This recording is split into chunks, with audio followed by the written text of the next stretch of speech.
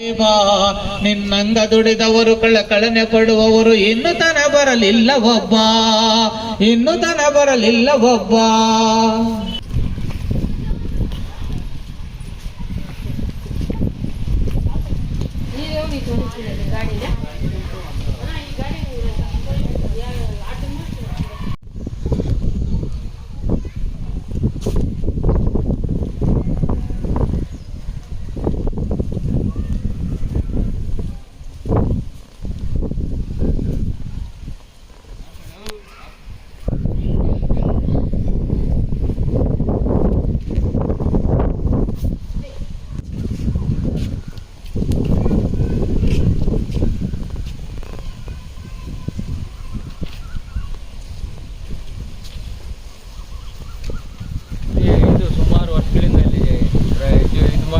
ಮನೆ ಇಲ್ಲೇ ಇದೆ. ಆದ್ರೇನು EGD ಯಾರೋ ಮಾಡಿದ್ರು ಪುರಸಭೆಯವರು, ಅದು ಪಾಸ್ ಆಗದಿರ ಹಳ್ಳ ದಿನ್ನೆ ಹಂಗೆ ಪೈಪ್ಗಳು ಕುತ್ಕೊಂಡು ಮತ್ತು ನೀರು 1 ತಿಂಗಳಿನಿಂದ ಹೇಳ್ತಾ ಇದ್ದಾರೆ ಅಧಿಕಾರಿಗಳಿಗೆ, ಯಾರೂ ಇಲ್ಲಿ ಸ್ಪಂದಿಸ್ತಾ ಇಲ್ಲ. ಆದ್ರೇನು ಆಜು ಬಾಜು ಮನೆ ಪಕ್ಕದಲ್ಲಿ ಊಟ ಮಾಡೋಕ್ಕೂ ಮನಸ್ಸಿಲ್ಲ. ಮತ್ತು ದೇವಸ್ಥಾನ ಬೇರೆ ಇದೆ, ಇಲ್ಲಿ ಭಕ್ತರು ಬರ್ತಾರೆ.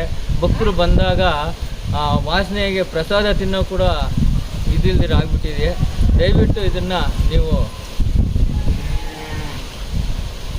ಜ್ವರಗಳು ಬೇರೆ, ಡೆಂಗ್ಯೂ ಮಲೇರಿಯಾ ಸುಮಾರು ಜಾಸ್ತಿ ಆಗುತ್ತೆ ಈ ಭಾಗದಲ್ಲಿ. ನಾವು ಕೆರೆ ಅಂಚಿನಲ್ಲಿ ಮಾತ್ರ ಇರೋದು.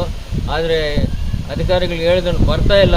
ಏನೇ ಮಾಡಿ ಇದನ್ನು ನೀವು ಸ್ವಲ್ಪ ಬಂದು ನೋಡ್ಬೇಕಂತ ಪುರಸಭೆ ಸದಸ್ಯರಾದಂಥ ಮುರಳಿಯವರು ಅವ್ರಿಗೂ ಹೇಳ್ತಾ ಇದ್ದಾರೆ. ಅವ್ರು ಕಿವಿ ಮೇಲೆ ಹಾಕ್ಕೊಳ್ತಾ ಇಲ್ಲ. ಇವತ್ತು ನಾಳೆ ಅಂತ ಹೇಳ್ತಾ ಇರ್ತಾರೆ.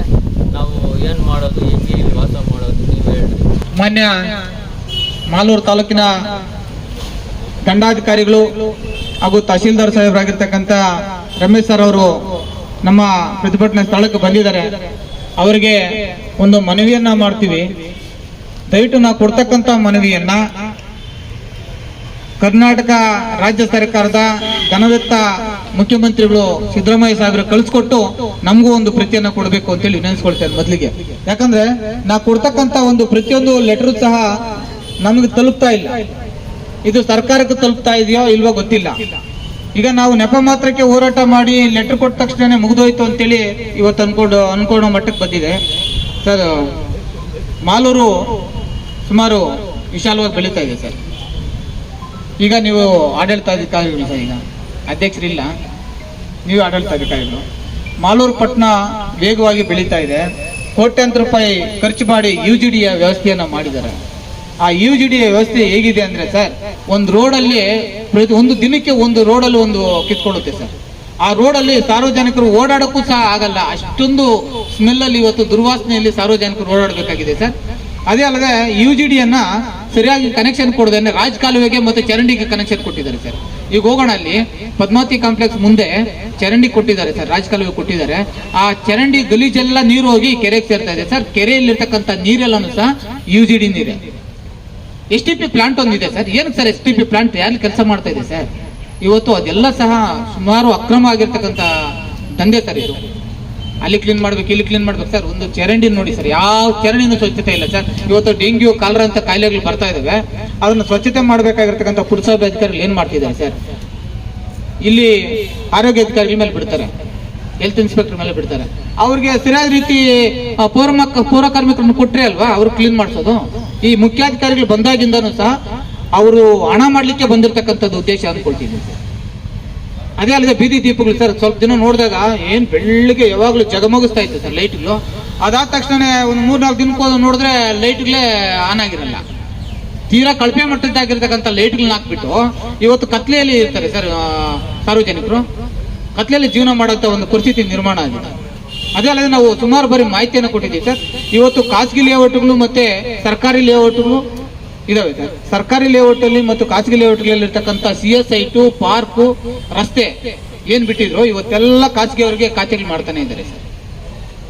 CS ಈಗಾಗಲೇ ಒಂದು ಮಾಹಿತಿ ಇದೆ ಸರ್.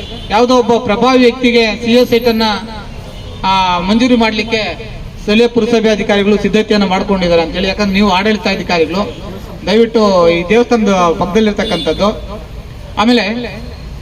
ಬೀದಿ ದೀಪಗಳು ಆಯ್ತು ಸರ್, ಬೀದಿ ನಾಯಿಗಳ ಅವಳಿ ಹೆಚ್ಚಾಗಿದೆ ಸರ್. ಬೀದಿ ನಾಯಿಗಳ ಕನಿಷ್ಠ ಪಕ್ಷ ಒಂದು ರೋಡ್ಗೆ ಏನಿಲ್ಲ ಅಂದ್ರೆ 100 ನಾಯಿ ಇರುತ್ತೆ. ಮಕ್ಕಳು ಸ್ಕೂಲ್ಗೆ ಹೋಗ್ಬೇಕಾದ್ರೆ, ಸಾರ್ವಜನಿಕರು ಓಡಬೇಕಾದ್ರೆ ಹಿಂದಿಂದನೇ ಕಚ್ಚೋದಕ್ಕೆ ಅಟ್ಟಾಡಿಸ್ಕೊಂಡು ಹೋಗ್ತವೆ ಸರ್. ಸುಮಾರು ಬಾರಿ ಚೀಫ್ ಆಫೀಸರ್ ನಾವು ಫೋನ್ ಮಾಡಿ ಹೇಳಿದ್ವಿ ಸರ್, ಈ ತರ ನಾಯಿಗಳು ತುಂಬಾ ಆಗಿದಾವೆ, ದಯವಿಟ್ಟು ಅದನ್ನ ಹಿಡಿದು ಎಲ್ಲಾನು ಹೊರಗಡೆ ಬಿಡ್ತಕ್ಕಂತ ಕೆಲಸ ಮಾಡಿ ಅಂದ್ರೆ ಇದುವರೆಗೂ ಮಾಡಲಿಲ್ಲ. ಅದೇ ಅಲ್ಲದೆ ಸರ್, ನಿಮ್ಮ ಗಮನಕ್ಕೂ ತಂದಿದ್ದೀವಿ, ಮುಖ್ಯಾಧಿಕಾರಿಗಳ ಗಮನಕ್ಕೂ ತಂದಿದ್ದೀವಿ.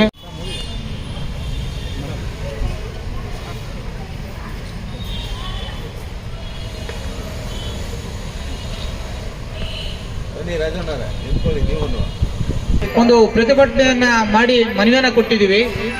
ಆದ್ರೆ ಇದೇ ತಿಂಗಳು ಆಗಸ್ಟ್ 14ರ ಒಳಗಡೆ ಏನಾದ್ರೂ ಈ ಸಮಸ್ಯೆಗಳನ್ನ ಬಗೆಹರಿಸುವ ನಿಟ್ಟಿನಲ್ಲಿ ಜಿಲ್ಲಾಡಳಿತ ಮತ್ತು ರಾಜ್ಯ ಸರ್ಕಾರ ಏನಾದ್ರೂ ಮುಂದಾಗದೇ ಇದ್ರೆ ಆಗಸ್ಟ್ 15ನೇ ತಾರೀಕು ಸ್ವತಂತ್ರ ದಿನಾಚರಣೆ ಕಾರ್ಯಕ್ರಮಕ್ಕೆ ಕಪ್ಪು ಬಾಟವನ್ನ ಪ್ರದರ್ಶನ ಮಾಡೋದ್ರ ಮುಖಾಂತರ ಉಗ್ರ ಪ್ರತಿಭಟನೆಯನ್ನ ಮಾಡ್ತೀವಿ ಅಂತ ಹೇಳ್ತಾ, ಈ ಒಂದು ಪ್ರತಿಭಟನೆಗೆ ಬಂದಿರತಕ್ಕಂಥ ಎಲ್ಲಾ ಕಾರ್ಯಕರ್ತ ಬಂಧುಗಳಿಗೂ ಮತ್ತು ಪತ್ರಕರ್ತರ ಮಿತ್ರರಿಗೂ ಮತ್ತೆ ನಮಗೆ ಭದ್ರತೆಯನ್ನು ಕೊಟ್ಟಿರ್ತಕ್ಕಂಥ ಪೊಲೀಸ್ ಇಲಾಖೆಗೆ ಹೊಂದಿಸ್ತಾ ಈ ಒಂದು ಹೋರಾಟವನ್ನ ಮುಕ್ತಾಯ ಮಾಡ್ತಾ ಇದ್ವಿ. ಜೈ ಭೀಮ್.